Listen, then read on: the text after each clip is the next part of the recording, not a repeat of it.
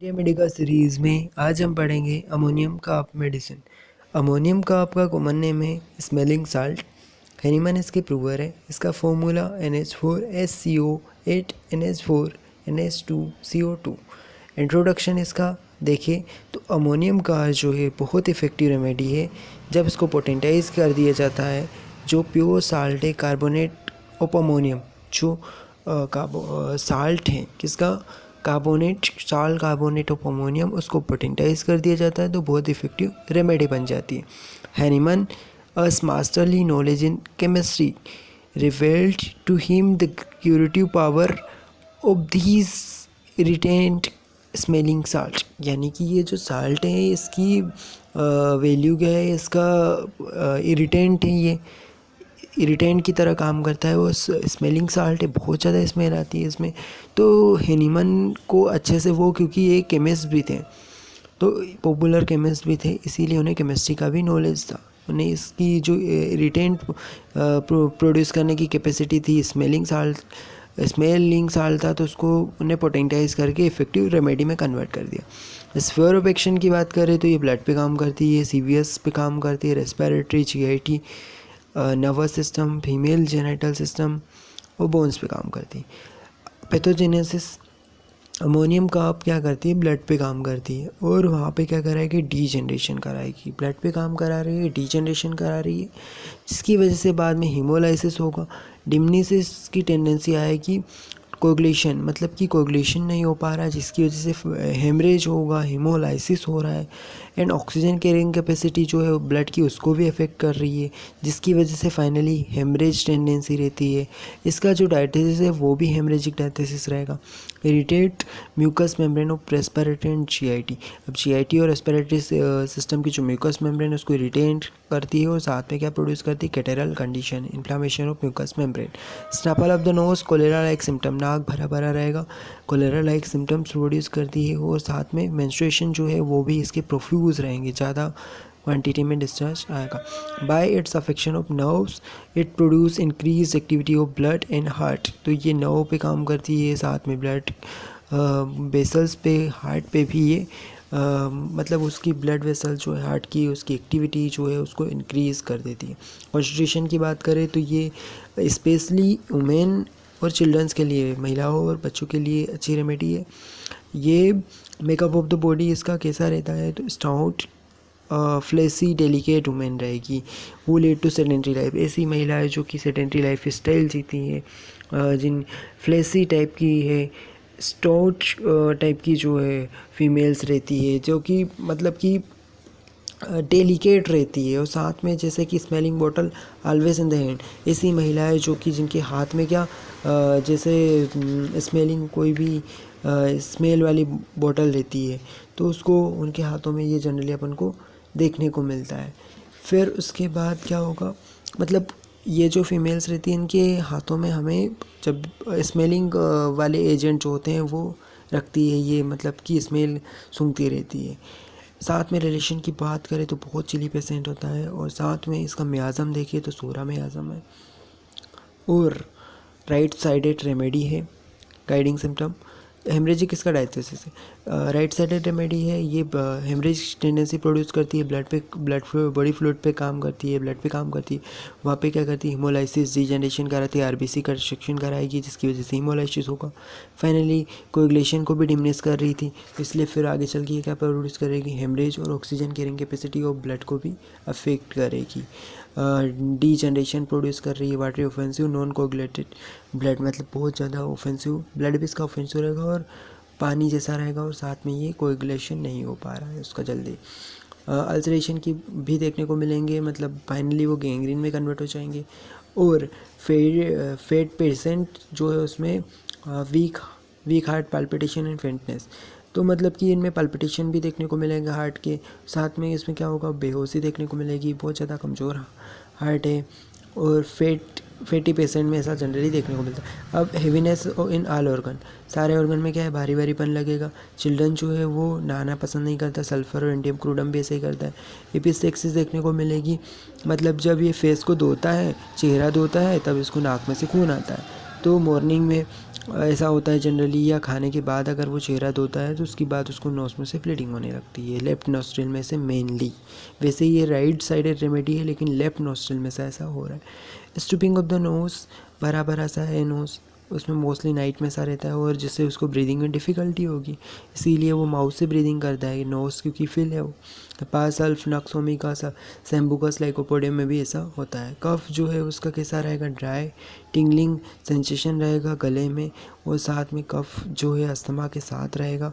3 से 4 बजे इसको मेनली अटैक आता है अस्थमा का, और साथ में कफ जो है उसके साथ इसको इन्फ्लुएंजा के बाद ऐसा होता है, और साथ में एवरीथिंग एल्स हैज स्वेल्ट। अब मतलब सब कुछ इसमें सही नहीं हो रहा है, इस तरीका इतना सीवियर इसको कफ होने लगता है। कोलेरा एक सिम्टम देखने को मिलेंगे, मेनली जो है मेंस्ट्रुएशन से इसका कोलेरा रिलेट करेगा, मतलब कि कोलेरा लाइक सिम्टम्स भी इसमें देखने को मिलेंगे। और इसके जो मेंसेस हैं वो कैसे रहेंगे कि मतलब एकदम एक्यूरेट टाइप के मेंसेस रहेंगे ऐसा। और साथ में यहाँ पे इसका डिज़ायर किसकी रहेगी, तो एब्डोमेन पे लाई करने की डिज़ायर रहती है, एब्डोमेन पे सोता है, एब्डोमेन के बल पर सोता है और पेशेंट को उससे रिलीफ मिलता है। माइंड की बात करें तो इल ह्यूमर टाइप के पर्सन रहते हैं, स्टॉर्मी वेदर से इनको दिक्कतें रहती है सारी, तूफान वाले मौसम से। एलिमेंट्स काजेज ऑफ डिसीज़ क्या है इसके, तो सेडेंटरी लाइफ स्टाइल हो गया, स्टॉर्मी वेदर हो गया, तूफान वाला मौसम हो गया, कोल्ड के एक्सपोजर से। हेडेक इसको कहाँ पे होता है, तो कारण क्या है उस हेडेक का, उसका वेट, स्टॉर्मी वेदर इसका कारण है। कहाँ पे होता है हेडेक, तो इसको हेडेक होता है फोरहेड में। कैसा सेंसेशन रहता है, तो इसको रहता है फुलनेस, ठीक है, फोरहेड में ऐसा लगता है जैसे ब्रस्ट हो जाएगा। एग्रावेशन इसको कोल्ड से, मेंसेस के दौरान है, एमुलेशन इसको प्रेशर से, और लाइंग ऑन पेलफुल साइड। नाक में इसको फेस धोने के बाद ब्लीडिंग होती है मॉर्निंग और आफ्टर ईटिंग के बाद। लेफ्ट नोस्ट्रिल से मेनली ब्लीडिंग होती है। इसको टिप ऑफ द नोज से क्या होगा, रेसेस बन जाए, रसेस हो जाएगा, और स्टूपिंग मतलब भरा भरा सा है नाक, उसमें ब्लड भी टपकता है। ऊजना देखने को मिलेगा, थोड़ा सा ब्लड या डिस्चार्ज रिस्क आ रहा है, जब उससे चोट लग जाती है तब ऐसा देखने को मिलता है। ब्लडी म्यूकस भी आ सकता है। नोज़ जो है स्टूपिंग टाइप का है, भरा भरा सा नोज़ रहता है, और जिसकी वजह से वो माउथ से ब्रीदिंग करता है। अब साथ में इसको कोराइजा भी बहुत दिन तक रहता है। स्नफल्स ऑफ इन्फेंट्स देखने को मिलता है।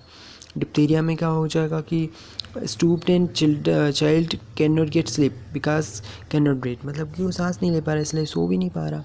पेशेंट जो है वो ड्राई वेदर में उसको आराम मिलता है। अब इसके बाद इसका गला देख लेते हैं, तो गले में क्या दिक्कत है इसको, कि इसका सोर थ्रोट की प्रॉब्लम होती है, पुट्रेट सोर पस वाला, और गले में इसको क्या हो रहा है, सोरनेस देखने को मिले, पेन हो रहा है। साथ में सोरनेस प्लस रेड इरप्शन देखने को मिले। अब इसके अलावा टॉन्सिलाइटिस एंड फेरिंजाइटिस दोनों को एक साथ क्या बोलते हैं अपन, सोर थ्रोट। अब टॉन्सिल्स जो है उसके कैसे रहेंगे, इनगोज देखने को मिलेंगे, और बाद में उसमें फाइनली क्या हो जाता है कि अल्सरेशन की टेंडेंसी रहती है, और अल्सरेशन भी गैंग्रीनस अल्सरेशन रहते हैं। नोज़ जो इसका स्टॉपेज भरा सा रहेगा, डिप्थेरिक अटैक के साथ स्टॉपेज ऑफ नोज़ देखने को मिल सकता है। कब जो है उसको 3 to 4 AM पे मेनली इसको जो अस्थमा है वो भी इसी टाइम पे आ रहा था। एग्रावेशन इसको किससे, कोल्ड से, और रिलीफ होता है ड्राई वेदर से। इसके अलावा इसको ड्राई कफ होता है, टिंगलिंग सेंसेशन रहता है गले में। एम्फाइशीमा में भी अच्छी काम करती है मेडिसिन, जब इसको है ना ब्रीदिंग डिफ़िकल्टी होती है, चेस्ट में से टायर्ड फीलिंग रहती है, थकान सा भारी भारीपन लगता है, और एम्फाइसीमा के लिए बहुत कारगर रेमेडी है। हार्ट की बात करें तो इसमें पल्पिटेशन, फेंटनेस देखने को मिलेगी, और डिस्निया देखने को मिल सकता है जो कि एक्सर्शन से बढ़ जाता है, ठीक है। और वार्म रूम से इसको क्या है, तकलीफ़ें बढ़ जाती हैं, हार्ट की समस्या है। मेंसेस के कैसे रहेंगे, तो मेंस्ट्रुअल ट्रबल्स जो है वो टू अर्ली, ठीक है, अर्ली बहुत जल्दी आ गए, बहुत प्रोफ्यूज क्वांटिटी में, ज़्यादा क्वांटिटी में, और नाइट में कोपियसनेस देखने को मिलती है। सिटिंग में ज़्यादातर कोपियसनेस ज़्यादा डिस्चार्ज आएगा, लंबे समय तक रहेंगे, बहुत जल्दी आ गए, बहुत ज़्यादा है, और बहुत लंबे समय तक रहेंगे। इसके अलावा एक्रीट जो है डिस्चार्ज रहेगा, ब्लड का डिस्चार्ज जलाने वाला रहेगा, और कोलेरा लाइक सिम्टम जो है at the commencement of menses के दौरान इसको इस तरीके की कोलेरा लाइक सिम्टम भी देखने को मिल सकते हैं। इसके अलावा कोलिक भी होता है मेंस्ट्रुएशन के दौरान, इसको ग्रिपिंग टाइप का पेन होता है, कोलिक कभी आ रहा है कभी जा रहा है, सडन पेन होता है, सडन चला जाता है, ग्रिपिंग टाइप का मतलब तड़प होती है उसको। और फटीग थकान देखने को मिलेगी, उदासी देखने को मिलेगी, और साथ में ये जो फटीग वटीग हो रहा है ये थाई रीजन में जनरेट होता है। योविंग ग्रेट योविंग टेंडेंसी रहेगी चिल्ड्रन ड्यूरिंग, चिलीनेस रहेगी, ठंड चिलीनेस बढ़ जाती है मेंसेस के दौरान, और टूथेक जो है वो मेंस्ट्रुएशन के दौरान होता है। ल्यूकोरिया जो है इसका कैसा रहेगा, प्रोफ्यूज वाटरी ल्यूकोरिया रहेगा, एक्सकोरिएट कर देगा, जला देगा, इस तरीके का रहेगा। वल्वा को एक्सकोरिएट कर देता है, वो उसको डैमेज कर रहा है, वाटरी प्रोफ्यूज ल्यूकोरिया रहता है। फीवर जो है इसको ड्यूरिंग फीवर में क्या होता है, इरप्शन देखने को मिलते हैं।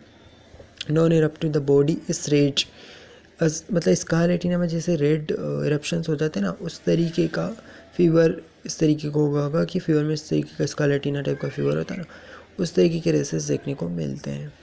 उसके अलावा इसमें क्या होगा कि डीप स्लीप देखने को मिलेगी, अनकॉन्शियसनेस भी देखने को मिल रही है, और रेसेस देखने को मिलेंगे, फेंटनेस देखने को मिलेगी। और ये जो रेमेडी है वो विटलो के लिए भी, मतलब कि डिस्कलरेशन हो जाता है स्किन का, उसके लिए भी बहुत अच्छी रेमेडी है।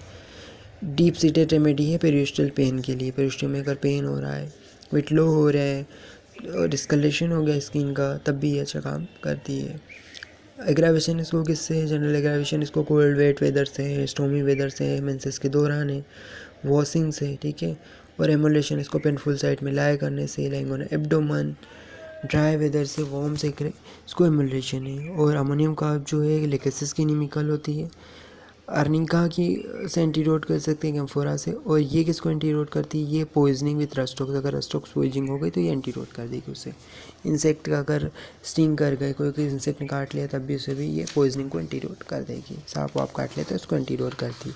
लेकिन जो लेकेसिस जो है स्नेक वेनम से बनती है उसकी ये इनिमिकल है, दोनों को साथ नहीं देना चाहिए। तो ये हमने अमोनियम कार्ब पढ़ी। ये मेनली जो है इसके गाइडिंग सिम्टम फिर से देख लेते हैं। राइट साइड रेमेडी है, हेमरेजिक टेंडेंसी रहती है, अल्सरेटिव गैंग्रीनस कंडीशन रहती है, भारीपन रहता है यहाँ लिम्स में। उसके अलावा जब फेस को वॉश करता है तो उसको क्या हो जाता है, एपिस्टेक्सिस हो जाती है, लेफ्ट नोस्ट्रिल से मेनली होती है।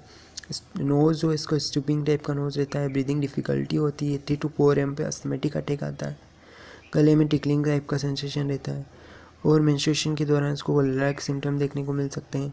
एब्डोमेन पे सोता है और इससे रिलीफ मिलता है, माइंड इल्यूमर रहता है, स्टोमी वेदर इसके काजिशन है। जनरल एग्रावेशन इसको कोल्ड वेट वेदर से था, स्टोमी वेदर से था, ड्यूरिंग मेंसेस था, लाइंग ऑन एब्डोमेन से आराम था, पेनफुल साइड में सोने से आराम था, वोम से आराम था, टिंगलिंग टाइप का सेंसेशन देखने को मिलता है। अस्थमा के लिए अच्छी मेडिसिन है, एम्फाइसेमा के लिए अच्छी है। हार्ट में पल्पिटेशन हुआ, फेंटनेस, डिस्पनिया कंडीशन है तब भी अच्छा काम करती है। नोज़ में स्टूपिंग नोज़ हो गया, स्नफल्स देखने को मिल रहे हो, चाहे विस्टेक्सिस वाली कंडीशन हो तब अच्छा काम करती है। फोरहेड में अगर हेडेक हो रहा है, स्टोमी वेदर से हेडेक हो रहा है, ऐसा लगता है जैसे हेड ब्रस्ट हो जाएगा, फुलनेस लग रही है, वासिंग मेंसेस से एग्रावेशन है, कोल्ड से एग्रावेशन है, तो ये सोच सकते हैं। Pressure on lying affective painful side से आराम है तो सोच सकते हैं। और इसका स्मेलिंग साल्ट कॉमन नेम है, एनिमन प्रूवर है, ठीक है। देन इसके बाद इसका फीवर स्कारलेटिना में जैसे रेड इरप्शन रहते हैं ना, इरप्टिव नॉन इरप्टिव टाइप का स्कारलेटिना, तो उस तरीके की कंडीशन इसमें रहती है।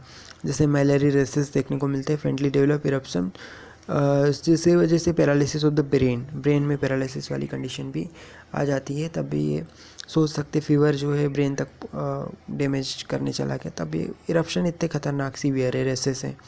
विटलो वाली कंडीशन में भी बहुत यूज़फुल मेडिसिन है। लेकेसिस की एनिमिकल है और पॉइजन को एंटीडोट कर देती है।